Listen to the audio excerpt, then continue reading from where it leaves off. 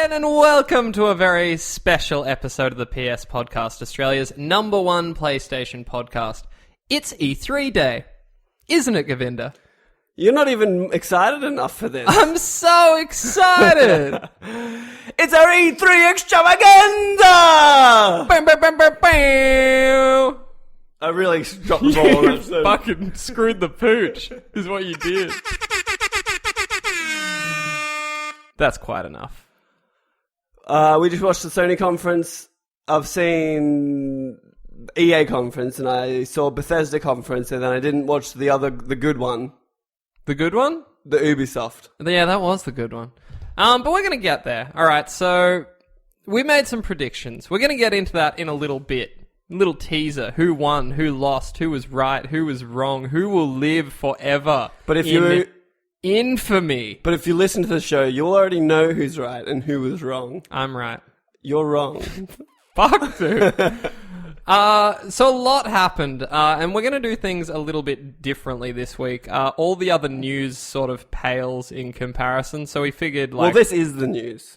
This is the news, and, like, you don't really care how much Overwatch is becoming a problem in mine and Govinda's relationship. Do we want to quickly just do a quick character of the week?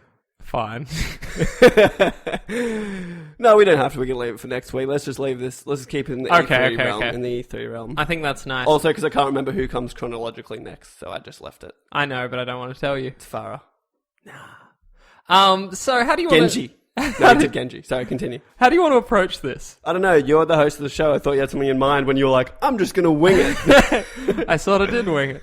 I was thinking we just go through each conference and we end on Sony and we just kind of go through it all. I don't know if this is going to work out how I think it's going to work out. But... yeah, we don't really need to go into the others too much. Maybe we touch on the big stuff specific to us. I'd like to talk about the Scorpio a little bit because it's interesting. Yes. Yes. Okay. Do we just want to go from the beginning? Fuck yeah, I don't care what you've been playing. Probably some dumb stuff. Probably baby's game. Yeah, it's funny too because it's like finally I played other things. I've actually played a whole bunch of stuff, but we can do it. No, let's save it for next week. Okay. All right. So first conference was everyone's favorite, EA. I didn't watch this one, but Govinda did. Is that correct? EA. Titanfall 2. They kicked it off with Titanfall 2. Started off in multiplayer and then announced that they've got a single player portion.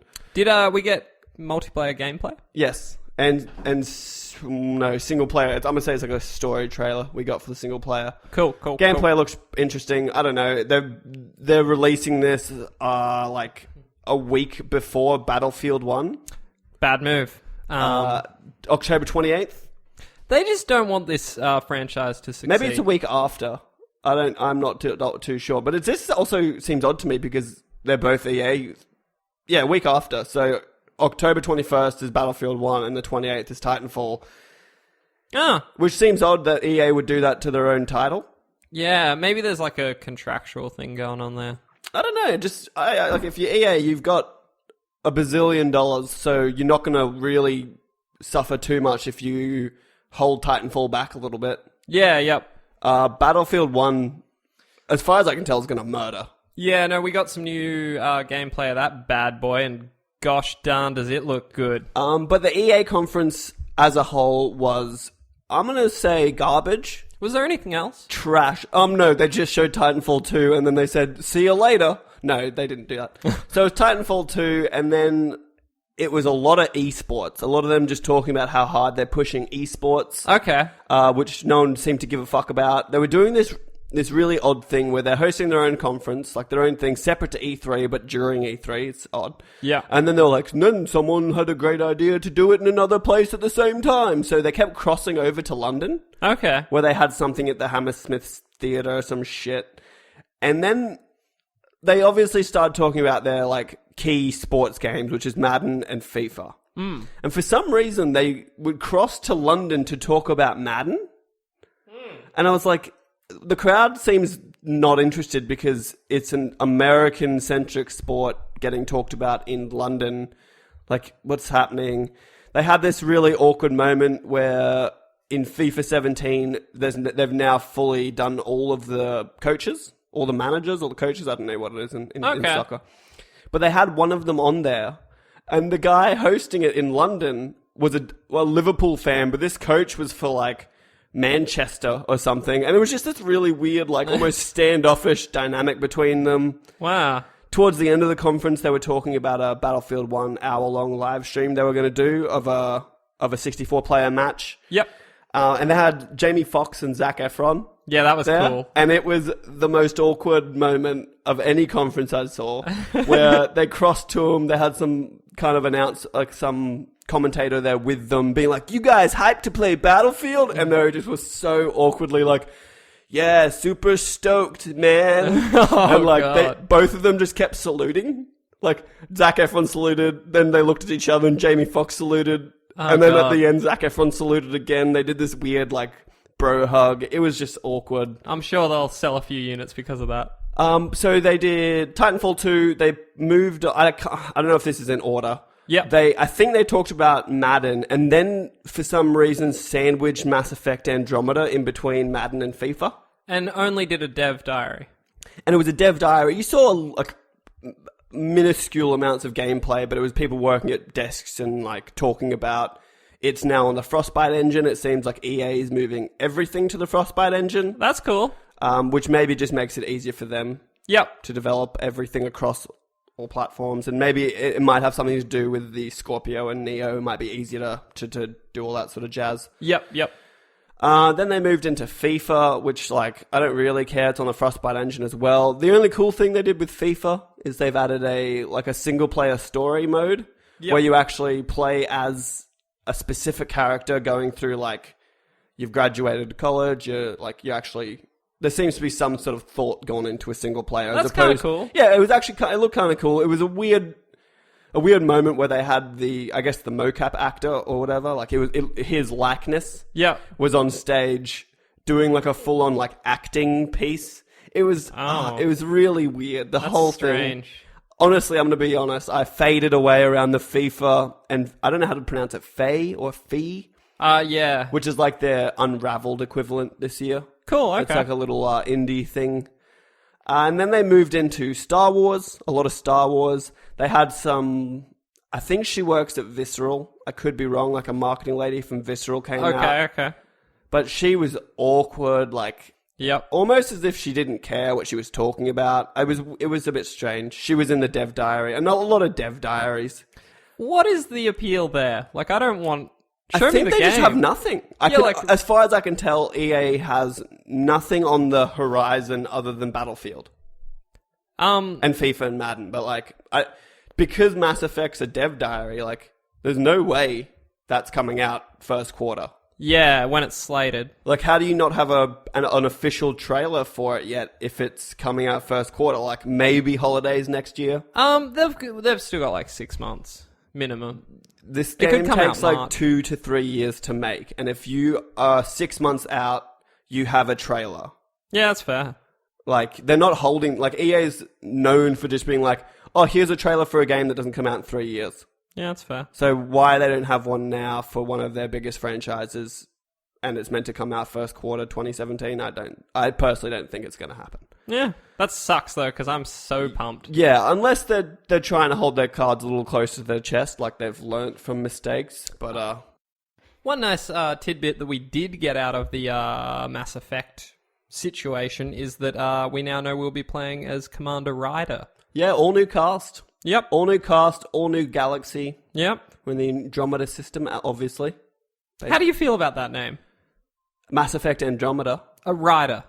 Oh, Ryder. I'm indifferent. Like, I just saw like the small bits of gameplay where they get on cover, and it dawned on me. I was like, oh, this is the first like quote unquote next gen Mass Effect. Yeah, it is. I kind of forgot. I was like, the last one I played was on my PS3. 3 was a long time ago. Yeah. So it looks really nice from like the little bits I saw, but it doesn't feel like it's a game coming out soon. Yeah, that's fair.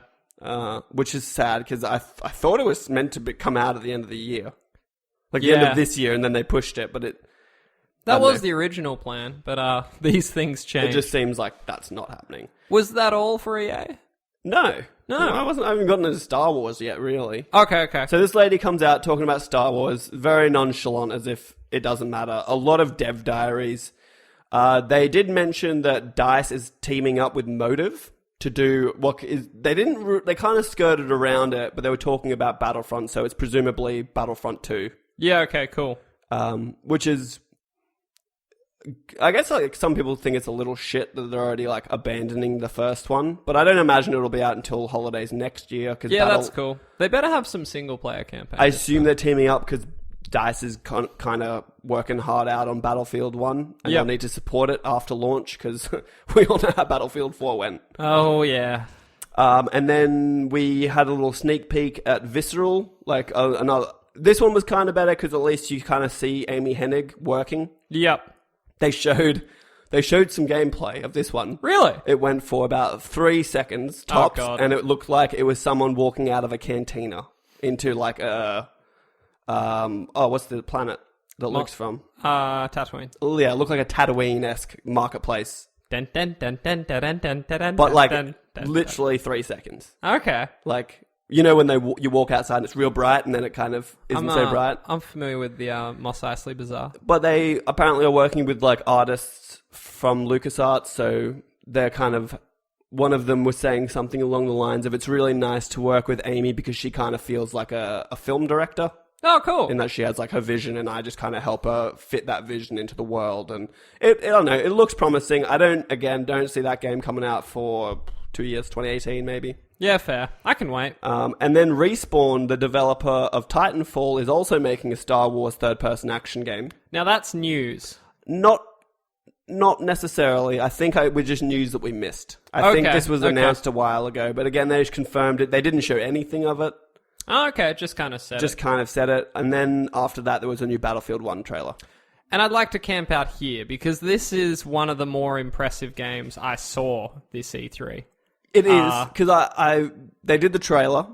It was weird. Awesome. They showed the first 10 seconds or 15 seconds of the trailer and then cut it. And they're like, that was the trailer. We'll show you more of that in a bit. And then they spoke. And then they just showed the start of the trailer and then the rest of it again. I was like, this is... Okay, because I caught it later. And I watched the trailer separately. And then I watched, like... They did the hour live stream. But I think IGN cut it down to about 20 minutes. Of just, like, really solid stuff.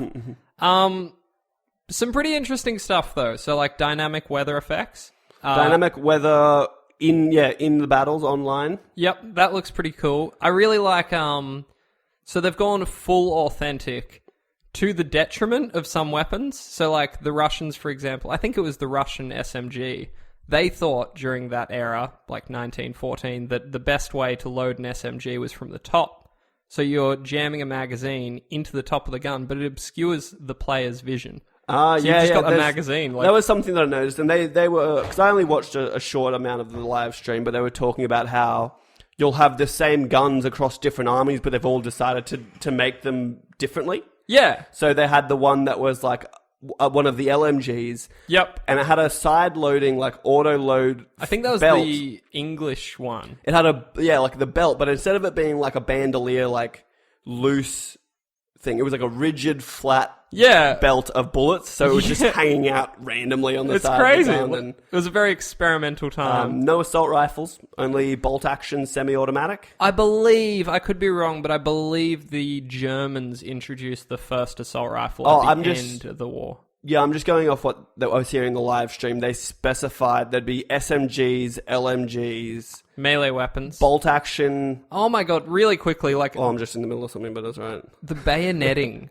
is so hectic. Like, I watched this guy just get put down with a bayonet, and it just looks great. But yeah, no assault rifles, it seems. Just semi-automatics and bolt actions. Yep. And then SMGs. Apparently, pistols are not nearly as good as they are at long range, so a much shorter range sort of thing. Got a bit more kick on them. Yeah, but more powerful. And tanks... they look weird. They look weird, and also, like, my problem... I don't know World War One that well, but there was, like... In one bit of the battle I saw, there was, like, 4 of them just next